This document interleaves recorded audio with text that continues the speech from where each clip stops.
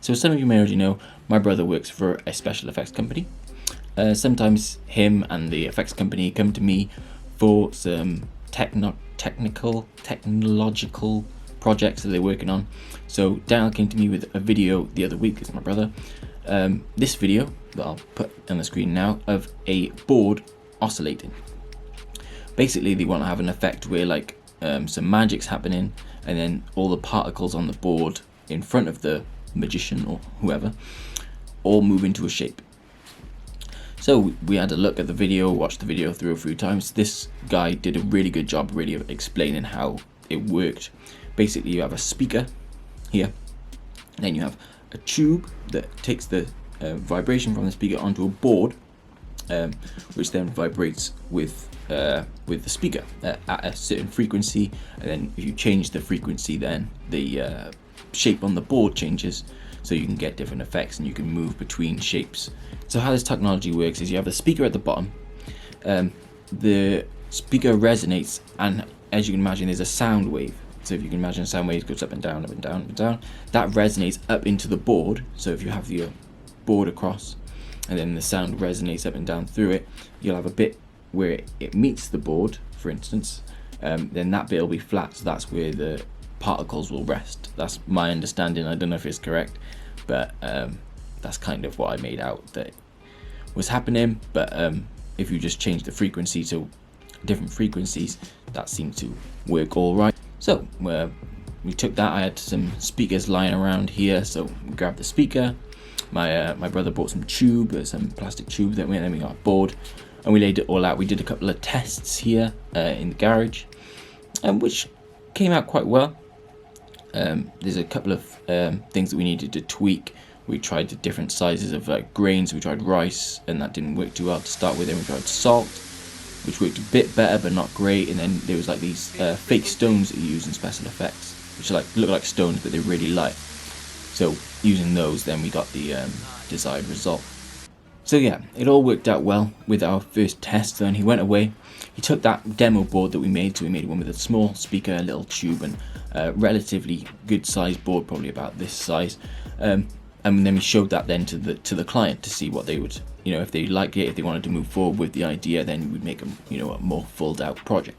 So he took that then to the DOP, the director, the artists, all the people. They loved it. Yeah, really liked it. So then they asked, can we make it bigger? Can we use multiple speakers? All these sorts of questions. Some of them we didn't know the answer to. Basically, I only started making this the week before, so it's a bit tricky to answer these questions. Can we use multiple speakers? That sort of thing. So we stuck to what we knew. We said, I don't know if multiple speakers will work because we've got mixing vibrations and stuff like that. You said you probably want to keep it to a small size because using big boards you need bigger speakers. I was only using speakers that we had here, so I've got probably about a 12-inch driver that we were using for the test. We could use. I wasn't using that one for the test, but we could have used up to that size. So didn't want to use anything too big. So we had the recycled speaker that we were using, the tubes that Daniel had provided, and then the plates that he got from his workplace. But the one thing we were struggling with was the amp.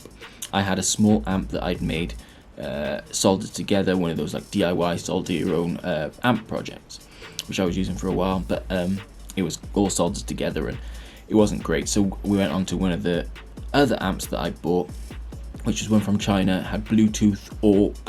It had 4 different channels, so that worked loads better and actually gave a bit more power to the speaker, which was a lot easier then for us to use. But up until this point we didn't have an app that could do the frequency. We tried some online ones, and what we were using was Tone Generator Online or something like that. There are apps out there, but what we found is you can't save the frequency that you found. So we dial in a frequency for it to then to be, like a circle shape or lines or waves. So we wanted to save all those frequencies. So I made a little app in Unity that we could dial in the frequency and then just save that then, or set them to 6 different frequencies, which was pretty easy. Yeah, so that app took me a day or two to make. But it worked well. So I put that on a phone, gave them the phone as well. So then we gave them the finished speaker and tube unit with the board on top. Gave them the new amp, the nicer amp that I had, and the a phone with the app built in, so they could aux or Bluetooth to the amp, and it come off really well. So yeah, they're going to be using it tomorrow now, so I'll get the results of how it went. This was kind of just a bit to tell you about what I do in here on a daily basis, what sort of projects come through here, I suppose, my shed. And it's good because some of these projects pay quite well, and then I can also make a YouTube video on it, so it's all pays off. One of the improvements I would say though is we did make it out of like a thin styrofoam board, which is quite thick and sturdy, but it would have worked better after doing a bit more research on a metal board. So a sheet metal that would have worked a lot better because it would resonate better with the sound, with the oscillation, which would have worked out a bit better. So as I mentioned, I made an app for these frequencies. If you do want to give this a try yourself, just get yourself a small speaker, a little tube and a board, mainly a metal board if you can, but styrofoam boards work the same. As I mentioned, works pretty well. You download the app, so it'll be on the Play Store, maybe on the iStore, the App Store, but if you can't, any of the frequency apps will work. There'll be a link in the description to the article, which I'll have all the links and some instruction on how to build this yourself, and some useful links like to the video that my brother showed me that we learned off, so then I can, you can try it for yourself as well.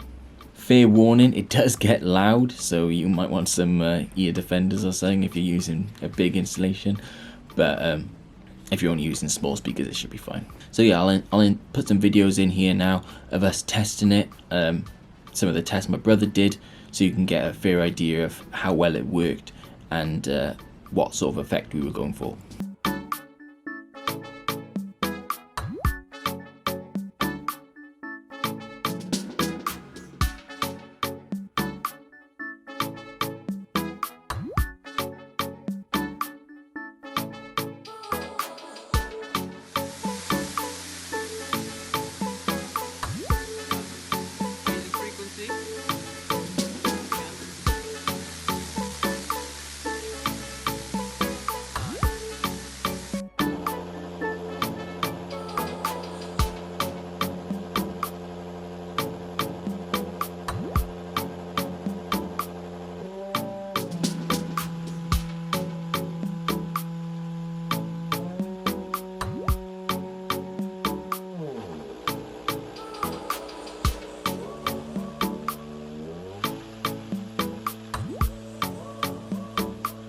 So as you can see there, some of the first ones didn't work too well, but when my brother was trying it in like the warehouse with the new materials we talked about, so we tried rice, we tried salt, then we tried these light stones, they worked a lot better.